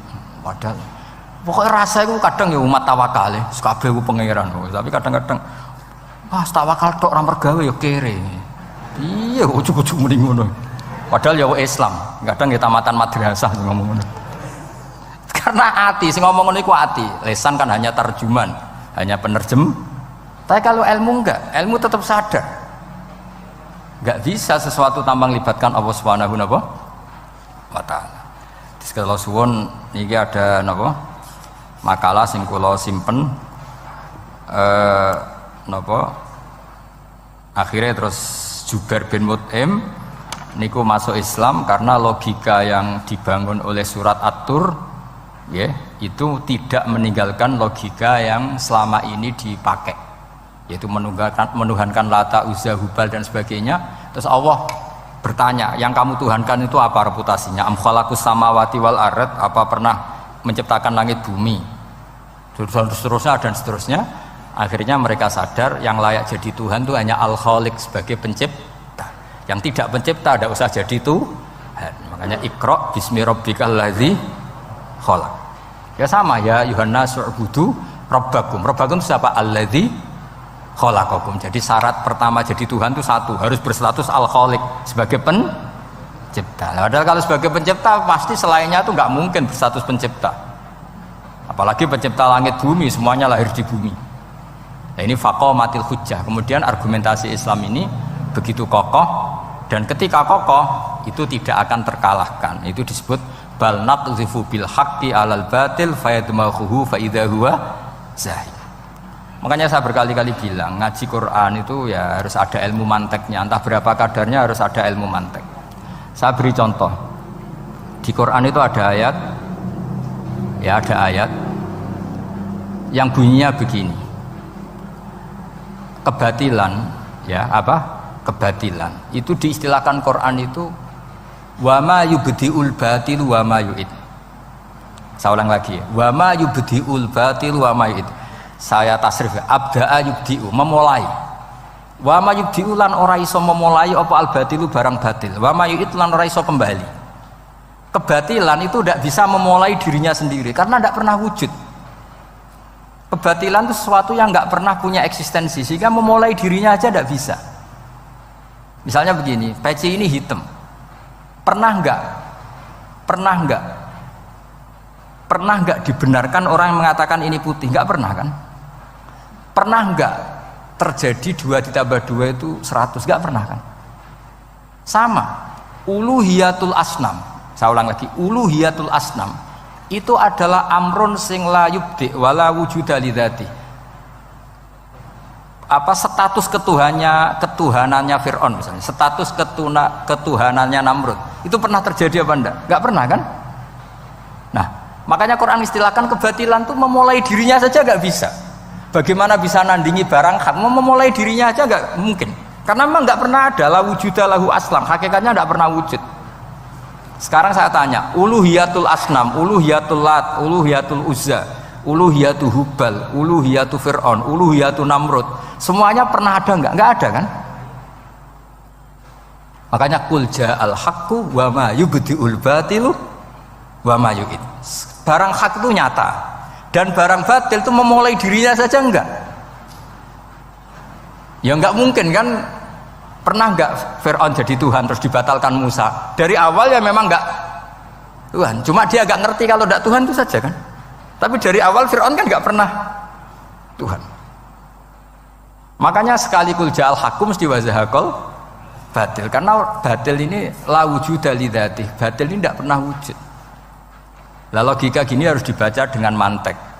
Caranya gimana? Kita harus belajar ilmu logika. Ilmu logika itu begini, kata Fathul Bari, hadhil makhlukot, ini kan langit bumi kadung maujud. Kamu bilang bumi ini ada, ya di mana-mana barang ada itu penyebabnya ya sesuatu yang ada. Makanya ilmu tauhid ngajari kita, pertama sifatnya Allah kita sebut wujud, karena hadhil maujudat mesti khalaqu hal maujud, masa hadhil maudak.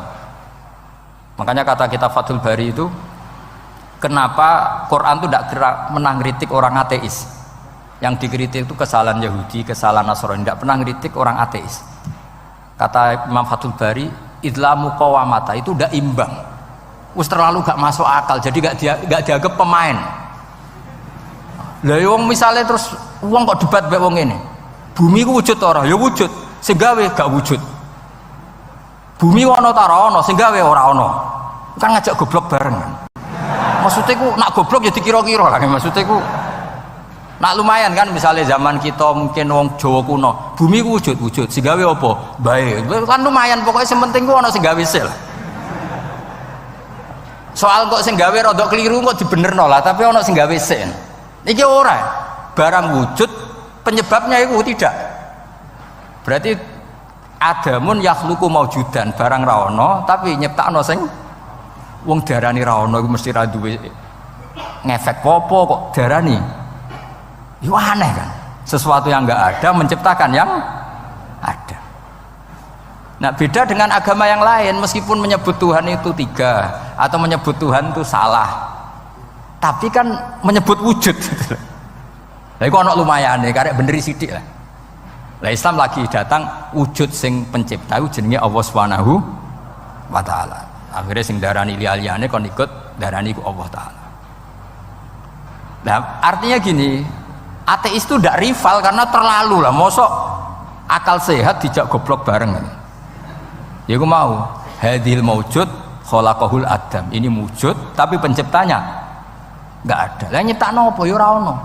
Berarti apa? Al adamu yakhluqu maujudan, barang ra ono menciptakan yang tidak ada. Padahal khasnya enggak ada itu apa? La yu'athir wa la yakhluq. Jenenge barang enggak ada pasti tidak bisa menciptakan. Jadi ben sampean ngerti ya, jadi supaya lah itu yang dimaksud amkhuliku min ghairi syai'in. Jadi saya ulang lagi ya, dalam ilmu kalam Sa itu wa indana syai'u huwal maujudu wa sabitun fil kharijil maujudu. Yang dikatakan sa itu sesuatu yang wujud. Jadi kalau hadil maujudat, alam ini ada, pasti penciptanya sesuatu yang ada. Nah, karena pencipta itu ada dan dia pencipta, mau tidak mau bersifat qadim. Masa yang menciptakan wujudnya dulu yang diciptakan, maka harus berstatus apa? Qadim. Ya dados kula suwun wae kula insyaallah tetap ngaos ulumul Quran saking kitab Bukhari. Niki cerita-cerita tiyang kafir mendengarkan Quran kemudian faham. Makanya dalam muqaddimah Majmu' yang dikarang sarah-sarah sekarang itu ada 6 doktor dari Al-Azhar ngarang kitab Sarah Majmu'. Karena dulu dikarang Imam Nawawi tapi hanya sampai bab riba. Terus diteruskan oleh 6 doktor dari Al-Azhar. Di antaranya ada penjelasan begini.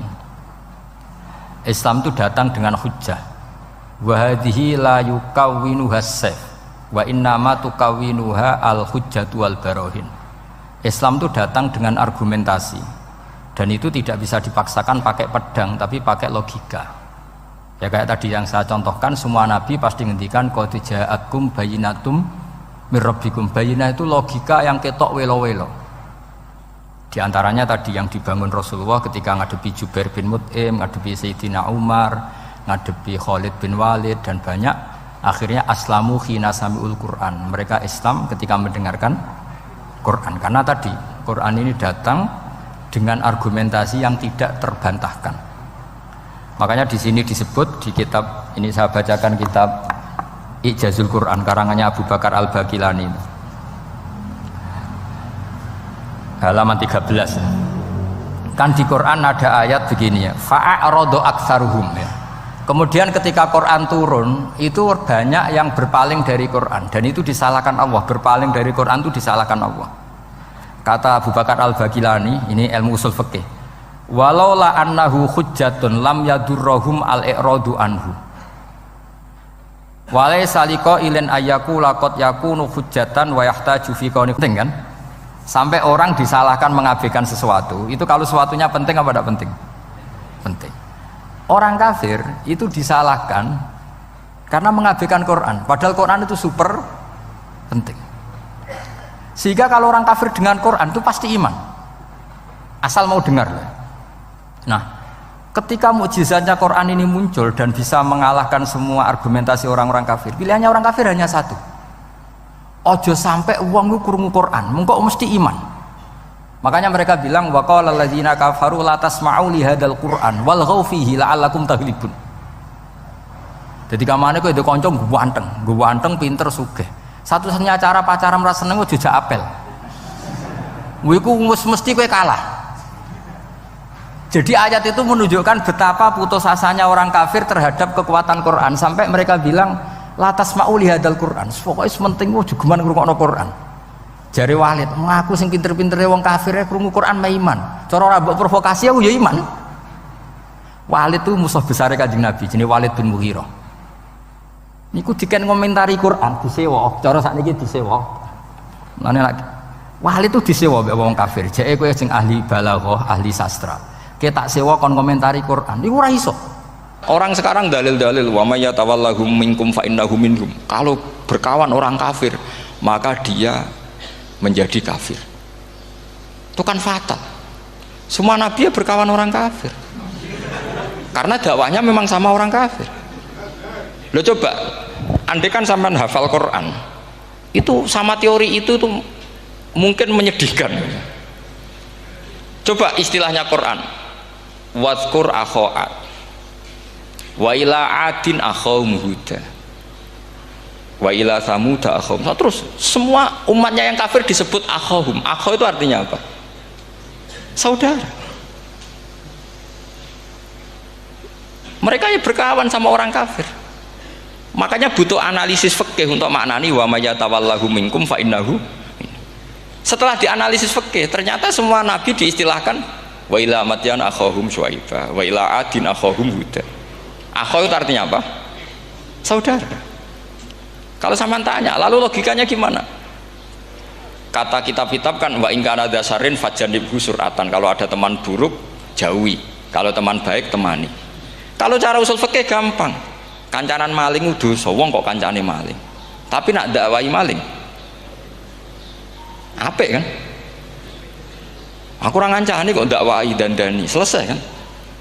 Ngancani maling elek, nak dakwai maling. Apik. Demenan rondo elek, nak didik apik kan itu seperti itu.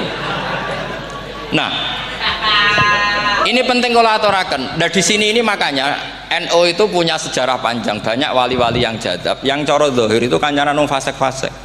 Orang syariat bingung, ini wali kok berteman orang fasik. Ya kalau kamu bahasakan teman ya masalah, kalau kamu bahasakan ini binaan. Enggak, sama jawab saja. Kalau dibahasakan teman masalah enggak masalah kan, tapi kalau dibahasakan itu binaan. Selesai kan? Sama, Nabi berkawan orang kafir itu tidak karena berkawan, itu binaan Nabi. Memang Nabi itu jadi Nabi, objeknya adalah mengislamkan orang kafir. Ya berlama-lama Nabi dialek dengan mereka, muasyarah sama mereka. Bahkan Nabi diharuskan bersikap baik sama mereka. Itu yang disebut fabima rahmatim minallahi lintalahum walau kunta fadzan ghalidhal qalbi lan faddu min hawl. Tapi sekarang itu orang sudah tidak pakai ilmu. Orang-orang radikalisme itu nggak pakai usul fikih. Pokoknya kalau ada ayat terjemahnya gini ya sudah itu jadi madhab. Akhirnya kecelakaan seperti ini. Pokoknya kalau ada ayat faqtulul musyrikina haitsu wajadtumuhum wa khudhuhum wahsuruhum wa'udu lahum kulla marsad. Sudah hafalnya ayat itu saja. Dia tidak mau ngapalkan misalnya qatilul ladzina yuqatilunakum. Ada ayat lagi wa akhrijuhum yamin haitsu akhrajukum. Sehingga ulama kita membagi kafir itu ada harbi, kita musuhi, ada zimmi, ada muahad, ada musta'man. Itu ulama karena tahu tidak semua orang kafir itu harbi, tidak semuanya zimmi, tidak semuanya muahad, tidak semuanya musta'man. Kalau harbi oke, kita perang, kalau zimmi ya kita bina. Kalau muahad ya sesuai perjanjian kita, kompensasinya apa, MOU-nya kayak apa. Tapi apalnya mereka ayat satu tema. Nah celakanya kita yang ngaji di pondok-pondok yang katanya spesialis ingin alim tafsir, apalnya ya satu ayat juga. Wah itu kan satu ayat versus satu ayat, itu ngeri. Makanya kalau sama tanya saya, ini katanya di acara ini sama tanya gimana caranya jadi ahli tafsir, saya jawab gampang. Caranya itu hafal Quran, hafal hadis, terus hafal ulumul Quran. Ya misalnya Nadoman ya Faidul Khobir lah. Kalau kitab Nasar ya minimal itu setengah lanya itkon lah. Kalau nggak lanya-lanya amat ya agak lanya. Karena kitab tafsir itu gampang, teorinya itu mudah sekali. Misalnya al-ibratu bi umumil lafzi la bi khususis sabab. Itu sama dengan kayak kaidah fikih. Karena kalau kaidah fikih itu saya itu pernah dibisui kiai itu. Ini kisah nyata itu. Dibisui kiai itu pas basul masail. Dulu saya itu masih sering mau basul masail. Tani mun pensiun mun mboten niku mun. Dulu saya dengan Gus Zofur putrane Mbah Mun itu sering makili Pondok Anwar basul masail fikih. Tapi tidak tahu ceritanya Gus Zofur jadi dokter tafsir, saya juga kaya tahu-tahu menekuni tafsir. Lama-lama orang itu lupa status saya yang fakih ya. Makanya saya itu ya kadang eman gitu karena ini status penting juga. Tapi status fikih itu kadang memang menyesatkan. Karena begini, itu dulu pernah ada basul masail itu begini. Ini kisah nyata ini. Ada desainer baju putri untuk putri, anak putri. Kemudian desainer itu menciptakan satu celana pendek misalnya, atau celana seperempat. Dengan desain ini pasti kalau dipakai itu auratnya itu kelihatan. Bagaimana hukumnya desainer ini? Apa termasuk mimman sarro'a as-sayyi'ata? Karena terjadi kasfil aurat. Apa enggak? Rata-rata kalau kiai yang khusuk-khusuk, yang sepuh-sepuh, desainer itu dosa. Gara-gara tren pakaian ini wong wedok buka aurat. Tapi kiai-kiai alim yang muda-muda, entah saking belingnya, entah saking pinternya, tidak tahu. Bilang begini, Pak Yai, yang didesain apa? Ya celana itu. Lalu celana itu fungsinya nutupi apa buka aurat? Ya nutupi. Lu kan lumayan urun nutupi. Kalau haram ya dicopot, lu kan malah parah itu. Bingung kayak gini. Sampai bilang gini kan, wah semanis. Itu kan makanya ini guyon ilmiah. Repotnya ngadepi orang alim muda itu kan mbok gedhingi ku ilmiah, mbok senengi fasik.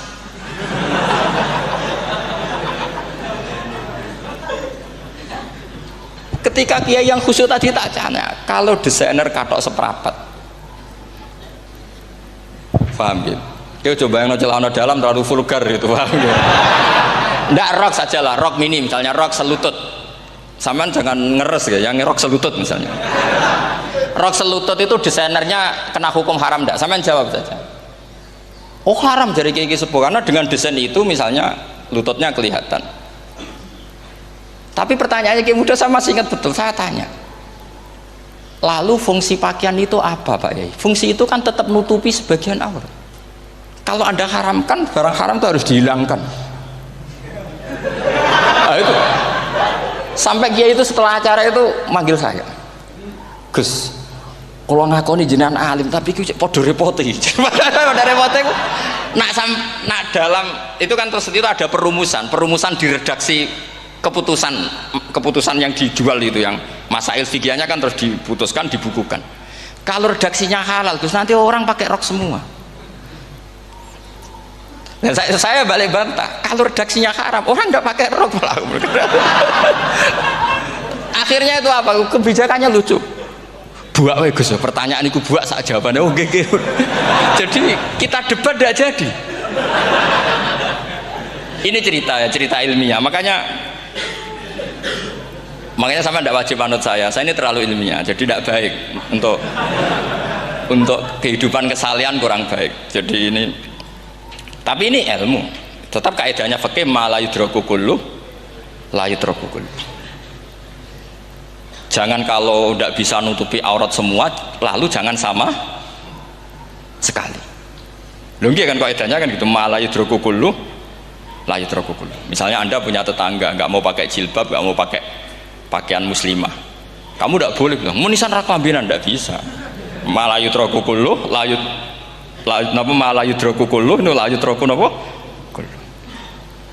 Makanya ini kita harus hati-hati. Nah bayangkan sekarang orang meneliti Quran itu yutrokukulu. Mestinya kalau Anda meneliti radikalisme, ayat yang terkait radikalisme diteliti semua. Ternyata di surat Taubat yang disebut suratus Saif, yang bahkan haram baca bismillah, itu ada ayat wa in ahadum minal musyrikin astajaraka fa'ajirhu hatta yasma'a kalam Allah thumma ablighu ma'mana. Muhammad, kalau ada orang kafir mau belajar Quran sama kamu, ya harus kamu pelajari hatta yasma'a kalam Allah. Setelah mereka mau belajar, ya ablighu ma'mana, thumma ablighu ma'mana, kamu harus menjamin keamanan dia. Itu di surat Taubat, termasuk akhiru suratin nazalat, gak mungkin terjadi mansuh. Tapi orang-orang ekstremis selalu pakai faqtulul musyrikin haitsu, apalan itu terus. Yang orang liberal yang menapani la ikraha fiddin. Ya sudah seperti itu. Sing orang-orang ora tegas, ora tau nahi mungkar, ya ma arsalnaka ila rahmatal lil alamin. Ngono terus. Yang kelompok tukang nahi mungkar ya ayatnya amen nahi mungkar. Saya tuh heran, kenapa mereka apalannya kok pedot itu. Kita yang hafal semua bingung jadi. Jadi akhirnya kita yang pinter anut sing goblok, karena saya tuh pernah loh debat sama orang salaf, debat gitu. Setelah saya mengutarakan sekian hadis, ada tuh Pak hadis tuh, waduh, harusnya kamu ngaji saya, ada debat tuh yang level, kalau nggak level tuh nggak boleh kata itu. Mau tuh kan ngeri. Makanya ini penting ya, kalau sampean tanya ingin jadi alim tafsir ya harus hafal Quran semua. Kalau tidak mungkin yang nunggu orang semua mati baru Anda jadi ahli tafsir, karena tidak ada musuhnya. Tapi saya pastikan orang kafir pun bisa memahami Quran, yaitu tadi hatta yasma'a kalam Allah. Sayyidina Umar tuh masuk Islam tuh gara-gara dengar adiknya baca Toha, ma anzalna alikal Qur'ana litashqa illa tadhkiratal liman yakhsha tanzilam mimman khalaqal arda was samawat ma huwa bikalamil basar. Tidak mungkin seperti ini karangan manusia, itu tidak mungkin. Akhirnya dia Islam. Banyak orang Islam karena diperdengarkan Quran, karena memang notnya sudah unik, makna kualitasnya juga sudah unik, semuanya itu unik, indah. Sampai sekarang pun orang kafir itu orang paling tahu Quran. Makanya Allah mensifati orang kafir itu hasadam min indi anfusihim mim ba'di ma tabayyana lahumul haq. Sekarang sama saya tanya, orang sing tabayyana lahumul haq itu orang faham apa orang tidak faham?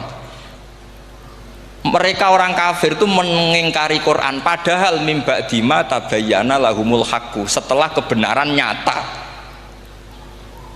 bagi mereka. Nyata bagi mereka artinya orang kafir paham apa tidak paham? Paham. Cuma mereka punya penyakit hasadam min indianus. Mereka juga kalau ada ayat tentang ahkam yang memberatkan, mereka bilang i'ti bi Qur'anin ghairi hada au badil. Muhammad harusnya jangan tema itu yang diangkat, buat cari Quran yang lain yang enggak tema itu. Mereka sampai memilih tema itu karena paham apa karena tidak paham? Karena paham. Makanya di makalah saya pastikan ngaji tafsir itu gampang karena orang kafir pun bisa. Kalau kasus Ahok itu bukan paham itu melintir, beda. Paham sama melintir itu beda. Itu diterjemah kemenang tuh jangan mengangkat kawan orang Islam, bukan ngangkat pemimpin. Ya kayaknya kalau ngangkat teman saja tidak boleh, apalagi ngangkat pemimpin. Fatal mana berteman sama orang salah sama ngangkat. Saman kancanan maling itu apik nak menawa nang andani. Terus ngangkat, "Hei maling ke pimpinanku." Parah mana? Parah mana? Artinya sama saja ketika diterjemah jangan ngangkat teman. Sebetulnya ngangkat pemimpin lebih fatal. Itu kan mafhum awlawiyah, itu kan normal saja. Itu di Quran biasa, misalnya innalladzina ya'kuluna amwalal yatama dzulman, orang yang makan hartanya anak yatim secara zalim. Terus kamu bilang, "Gus, saya tidak makan kok, sepeda motornya tak gasap, tak jual." Yang diharamkan kan makan. Wah, ya sarap kalau gitu.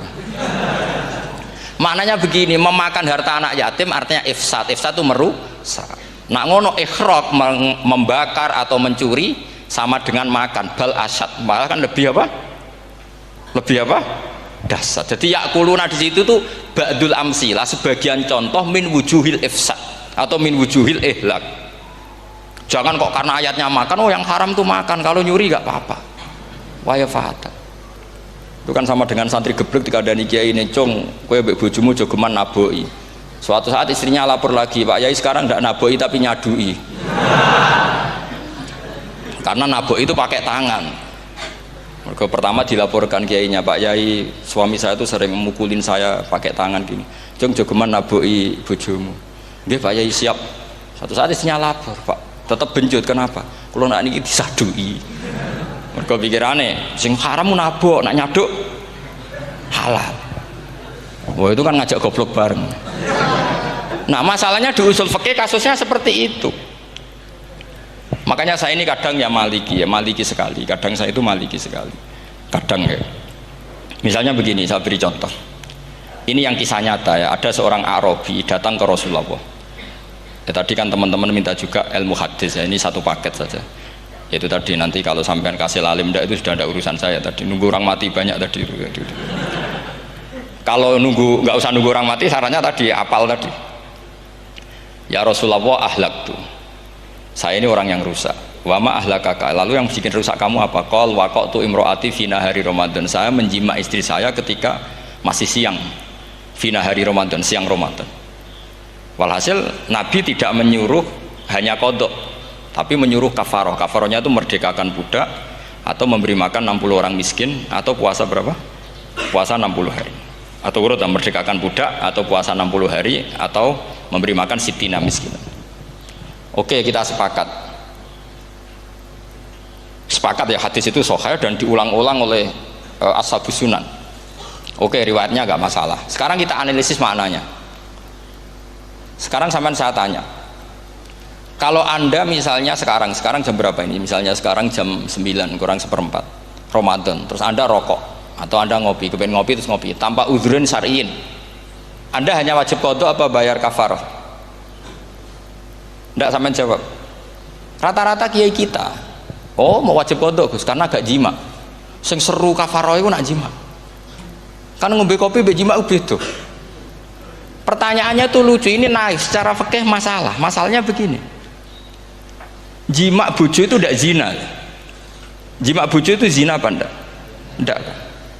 Berarti dengan makan bedanya apa? Sama kan? Sama-sama amrun mubah. Sesuatu yang boleh.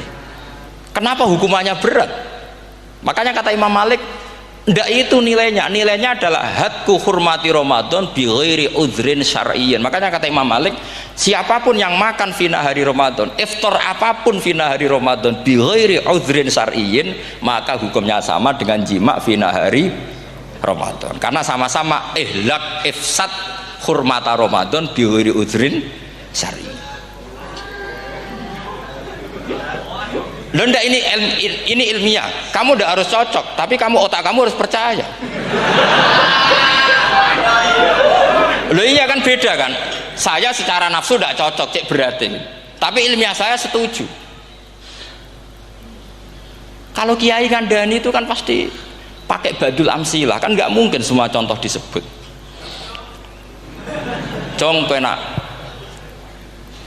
melaku-melaku jogo mandul wong wedok iku mari setan. Mboten delok Mbah, nyekel. Lu malah parah to. Ndak bisa. Makanya ini masalahnya lafat. Ini kembali ke Imam Syafi'i, bilisanin Arabiyyim mubin. Ketika seorang kiai bilang cung jogeman delok cawe itu adalah mengungkapkan al-muharramat, bukan mentaksis yang haram itu hanya melihat. Saya ulang lagi ya, ketika seorang kiai bilang cung jogeman delok wong wedok sing haram, itu semangatnya adalah melawan keharaman, bukan mentaksis yang haram hanya delok. Itu di Quran normal semua, di semua lugat ya biasa. Itu kan sama seperti misalnya seorang mbah ngasih uang cucunya, cung tak kayak duit 100.000, cung gue tuku es, terus gue mendingan nak ragu tuku es haram iki kan ngongkone tuku es, lah kepen putumu mati kan nyeben 100.000 gue tuku es. Ya mulai dulu istilahnya nak mbah ngekek ibu tuh cung 100.000 gue tuku es, cara wong kuno. Nah, maksudnya gue pokoknya umumnya cah cilik senane es cuma nyebut. Ya sudah seperti itu. Sama seperti Quran menghentikan begini. Ini memang salate yang fikih dulu, yang pokok-pokok. Di antara yang nggak boleh dikawin adalah wa antasma'u bainal ukhtaini illa ma qad salah. Kamu tidak boleh menikahi Sri dan Zainab, kakak beradik. Sudah sepakat nggih? Fi nikahin wahid nggak boleh al jam'u bainal ukhtain. Jadi mbaknya kamu kawin, adiknya kamu kawin, fi nikahin wahid. Tapi nak ngeduni boleh, berarti kan dengan waktu yang berbeda. Quran hanya menyebut itu. Kemudian Rasulullah zaman Sugeng itu hanya nambahi wala binal mar'ati wa ammatiha wala binal mar'ati wa kholatiha, juga gak boleh menikahi ponaan plus buliknya, baik bulik dari bapak yaitu ammah maupun bulik dari ibu disebut apa? Kholah. Kemudian ulama fikih merasa ada yang kurang, ditambahi lagi. Dua perempuan yang andekan yang satu itu lelaki kok haram nikah, berarti haram jam'u fi nikahin wahid. Misalnya cucu rabibahnya boleh enggak? Enggak boleh kan? Berarti kalau sampean ngumpulkan cucu dan mbahnya fi nikahin wahid juga enggak boleh. Tapi orang yang waras itu tidak akan nyalahkan Quran ketika tidak lengkap. Wa antasma'u bainal ukhtain ila ma qad sal, ini tidak lengkap. Yang haram kan tidak hanya jam'u bainal ukhtain, termasuk mengumpulkan cucu dan mbahnya, karena Quran nggak mau dengan logika tidak waras itu, tidak mau. Taruh saja orang itu rata-rata mbahnya kan umur 70 tahun, cucunya umur 17 tahun, kebayang nggak kamu nikahi sehingga adik kan boleh bareng, mesti kamu milih bareng. Makanya Quran hanya bakas wa antasma'u final ukhtain, karena yang mungkin masih menggugah selera itu dua. Tapi kalau cucu sama mbahnya itu, kalau ada yang masih selera kan ya sarap itu. Tapi fikih sebagai kaidah tetap menerangkan termasuk yang haram jam'u adalah bainal mar'ati wajad datiha. Paham juga maksudnya? Artinya ketika menyebut itu tidak jaminan merangkum semua hukum, tapi ba'dul amsilah. Fa'innal akila yaktafiya bi isyaratil ba'di, karena orang kalau punya akal diisyaroi sebagian sudah faham. Ini penting kalau aturakan. Jadi ini penting. Nah bayangkan sekarang banyak gerakan-gerakan ahli Quran katanya, tapi nggak memahami ilmu usul fikih. Qur'ane ra ono ya wis. Nang Quran ra ono cerita harame asu, nak ngono asu ya halal. Ora ono Qur'ane. Sing ra ono iku tekem ora Qur'ane, kok aneh-aneh.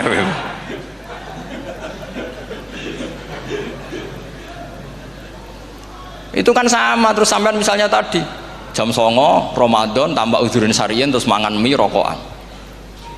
Itu kan melecehkan Ramadan biguri uzurin syariyin. Karena melecehkan hurmata Ramadan kena sanksi separah itu.